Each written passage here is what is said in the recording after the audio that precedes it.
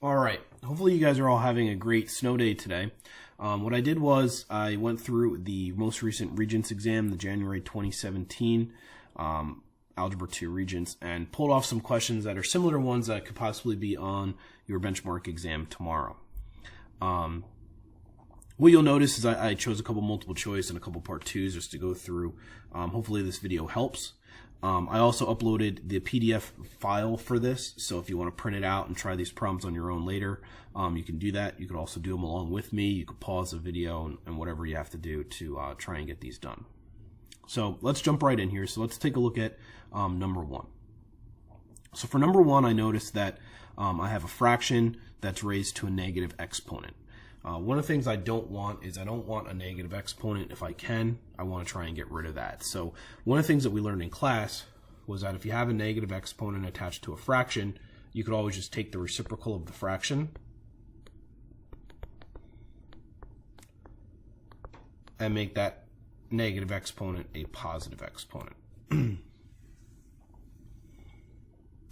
Now the next thing we can do is we could use our exponent rules to try and simplify this if we can. So one exponent rule that I know that we had is I could take this exponent on the outside, and since these are exponents raised to exponents, I can multiply them. So if I multiply 1/3 times 1/2, I'm going to get m to the 1/6 power. And if I multiply 1/2 times 2, I'm just going to get 1. You don't even have to write the 1, but I'll put it there just to have a spot for it. Then we'll use another exponent rule, which was when I divide variables, I'm going to subtract the exponents. Now, especially for those of you that are not great with fractions, use your calculator here. So I want to subtract 1/6 minus 1. So if I do 1/6 minus 1, that's going to give me m to the negative 5/6. So right away, as soon as I get to this step, I know that I'm going to cross off 2 of these choices. Because my exponent is negative, I know that this answer is going to be a fraction, because to make it positive, I'm going to put the 5/6 on the bottom, or in the denominator. So these 2 choices automatically get crossed out, because they're not even fractions, so they don't make sense here. So now I'm left with the last 2 choices. Now for this expression, I have a rational or a fractional exponent. And one of the things that we learned in class was that the rational exponents are in the form of exponent over root. Root being a little tiny number that's inside the radical. So now I'm going to look at my choices and say, well, which one has an exponent of 5 and a root of 6? That would be choice 2. Let's take a look at number 2. Now, for some reason, number 2 on the website I found this Regents exam on, the 2s didn't come out there. I tried to fix it, but for some reason it wasn't working on the app I was using. But you can see here that those numbers or whatever marks that I tried to make, they're actually 2s. So a couple things about this question that you should take into consideration right away when reading it. So it asks us to find a solution. So anytime we find a solution, there are really a couple different ways we could do that. We could do it by factoring, we could do it by using the quadratic formula, or the one that none of you like to use, which is completing the square. Now, in reading this and looking at the choices, since it is multiple choice, I know I'm not even going to try and factor this at all because every single choice has a radical in it, meaning that solutions are going to be irrational, meaning the only way to really find them is by quadratic formula. Now, to use the quadratic formula, and the quadratic formula, since it is given to you on the Regents exam, will be given to you on the benchmark exam. You need to know what A, B, and C are. Now, as long as your equation is solved for 0, which luckily for us this one was, you just need to know that the A is the number in front of x squared, the B is the number in front of x, and the C is the number all by itself. So now we really just have to plug in and use our rules of radicals to try and simplify whatever we have here. So I'm going to plug in, so I have x equals, my b value is already negative, so in my formula it says negative b, so I'm going to make that positive 24. One of the things that we can even say is just opposite b there. Then if I plug in the rest, I'm actually going to square the b value right away, right? Because it's easy enough to just do quickly. So instead of writing it and then having to square it later. So if I take negative 24 and I square that in my calculator, I get positive 576 minus 4 times 18 times 87. I'll fit it in there so you can see it. All divided by 2 times 18. So when solving this, we want to actually try and evaluate the number underneath the radical first. It had a special name that we talked about in class, and that name was called the discriminant. So if we go through here, we could say x equals 24 plus or minus the square root of. Now if I type all of that into my calculator, I'm going to get a number of negative 5,688. And that's all going to be divided by 36. So right away, I know because this is negative, my answer is going to have I in it. So because this is multiple choice, I'm going to look at my choices and I'm going to look for I. They all have I in it, so any of these choices could be the answer. The other thing that I notice is that because this is a positive 24, I'm going to have a positive first term. So it can't be choice 1 and it can't be choice 2. So now let's talk about how we could actually simplify this. So luckily for us, they gave us choices that all had the same number inside the radical. So I'm going to assume 158 is a factor of this big number, 5,688, which it is. So if I divide this number, 5,688, by 158, I get 24 plus or minus. I'll see that this comes out to be 36. So this is going to become 6i, because the square root of 36 is 6, and since it's negative, it has I, square root of 158. Now we have to think about what did we do with that 36? The 36 gets divided both to the 24 and to the 6i over square root of 158. Because remember, we're going to separate it out. So now if I do some quick division, 24 over 36, well, that gives me 2/3. I could get that right on my calculator. 6 over 36 gives me 1 over 6, so that's going to be I square root of 158. All over 6. The only choice that makes sense there, that has the fraction underneath the 158, would be choice 4. Number 3. Number 3 is a good question, but just remember the PERT formula is not on the benchmark exam. We're going to use it here, but just the idea behind the problem is really what I was looking at giving you here, because what we're going to get here is 2 graphs and we have to find their intersection point. So it says Pedro and Bobby each have an ant farm. Pedro starts with 100 ants and said his farm is growing exponentially at a rate of 15% per month. Since this is talking about population, I'm going to assume that the population grows continuously, right? If we have ants, they're not just going to like grow on the first of the month. So using that information, I can represent an equation for Pedro's ants. So we'll call Pedro's equation P of M. We'll use M for months. So he starts with 100 ants. E, and then his ant farm goes up by 15% per month. So that's 0.15 M. The nice thing about the PERT formula is you can adjust whatever the terms of the time is, whether it's months, years, decades, whatever, and just put that in there and it'll always work. If we keep reading, it then says Bobby starts with 350 ants and says his farm steadily decreases by 5 ants per month. What this tells us is his graph goes down linear. So if we represent a function for Bobby's ants, we become B of M. He's going to start with 350, and he's going to lose 5 ants per month.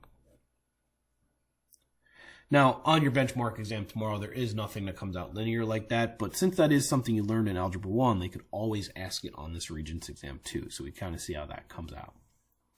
It says, assuming both boys are accurate in describing the population of their ant farms, how many months will it take for approximately the same number of ants? So we need to figure out Well, how many months does it take for these two to be equal to each other? So I want to graph them both and see where they intersect each other. Anytime we're trying to figure out where two graphs are equal to each other, that's a valid way of solving it. So let me just pull up Desmos here so we can take a look. So when I graph these both in Desmos, I was able to set my, if you look, I was able to set my X and Y values, which you could do in your calculator too by using window. I set my X values as months. So I was able to put from 0, I put out to like 60. And the reason why I put out that far is because your choices go out to 36. So you know you want to at least go past that. Then for the Y values, I know that Bobby starts at 100. Or I'm sorry, Pedro starts at 100. Bobby starts at 350. So I made my window go above and below that so you could see the whole graph. And then we can see that there is an actual intersection point here. And luckily on my calculator, it's a little easier for me to find. I can just highlight it and you see it's 7.5, or approximately 8 months. On your calculator, you'd have to use the trace button. So you'd have to hit second, trace, option 5, and then enter 3 times. And it'll pop right up and it'll tell you what the intersection point is. So if we had to approximate this, it would be approximately 8 months.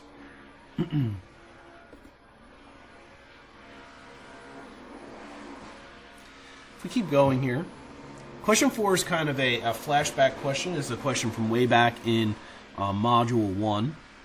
So in Module 1, we learned about something called the Remainder Theorem. And what the Remainder Theorem said, when you divide a polynomial by an expression, if you were to take what value makes this expression 0, it's going to generate the remainder of the divisor. So the value that makes this 0 is -4. So if I was to plug in -4 into this function, I would get a value. That value is the remainder. In this case, it's telling us when divided by x plus 4, the remainder is 0. So what that tells me is when I plug in -4, I should get 0 into my function, which is what choice 2 is saying. Choice 1 is telling us to plug in +4, which doesn't make sense. We've never done that. X minus 4 is not a factor of g of x. X plus 4 is a factor of g of x. So that doesn't make sense.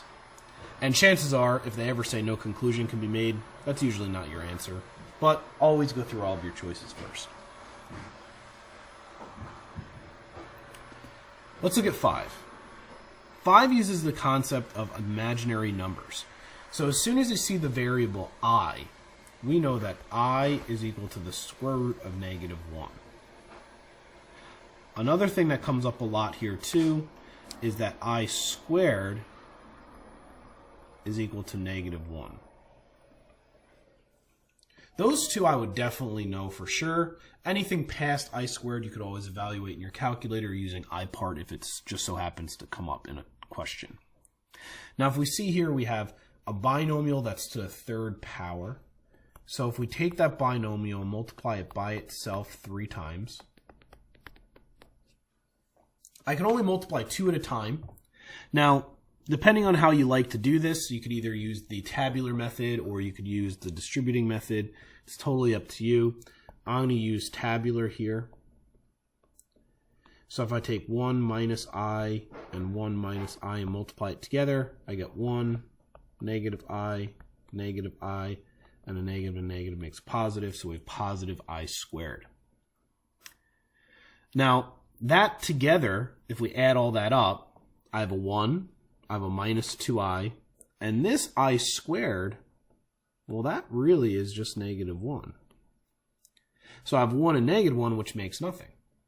So I'm going to get from this whole multiplication, I'm just going to get -2i times 1 minus I. Now from here we just have to distribute. So we're going to take our term outside of the parenthesis and we're going to distribute it in. So if I do that, I get -2i Negative and a negative makes a positive, so positive 2i squared. We're almost done, but now we also see another I squared. So that I squared really is -1, and in class I joked around and called this the sign changer. So what this really becomes is just -2, because 2 times -1 makes -2. So if I rewrite this, I'm going to have -2i minus 2. Still one more step, because it does say a plus bi form. So we have to put the imaginary number last. So using the commutative property, I'm just going to rewrite these. And we have our final answer. And the last one. Given the equal terms of the third root of x to the fifth and y to the 5/6, determine and state y in terms of x. So equal terms. This tells us these two expressions are equal to each other. So the first thing I'm going to do is I'm going to write them equal to each other. Now, we've talked about this last part a couple times in class. State y in terms of x. What this means is solve for y. Right? So we want to get y by itself. So the first thing I would do here is I would change this radical to have a rational exponent. So again, like with before, we're going to use the value of exponent over root. So the exponent here is 5. The root's 3, so I'm going to make this x to the 5/3. And now we want to try and get rid of the 5/6 exponent on y. Now, using what we've done in a couple different situations, we should be able to know that, well, if I take this exponent and raise it to the 6/5, these are going to cancel. But if I do that to one side, I have to do it to the other side. So if I reduce, since all this becomes 1 up here in this exponent, I know I have just y. Then if I have an exponent raised to an exponent, I can do some multiplication. So I have x to the 30/15. Well, 30/15 we know is just 2. So this expression of y in terms of x is just x squared. But if you look, this is a great question because it's asking a lot of different things, a lot of concepts here, right? So those are the 6 questions that I came up with you. Hopefully this helps. If you have any further questions, just email me or comment on the YouTube video. Totally up to you. Hopefully this helps, and hopefully I see you tomorrow at school.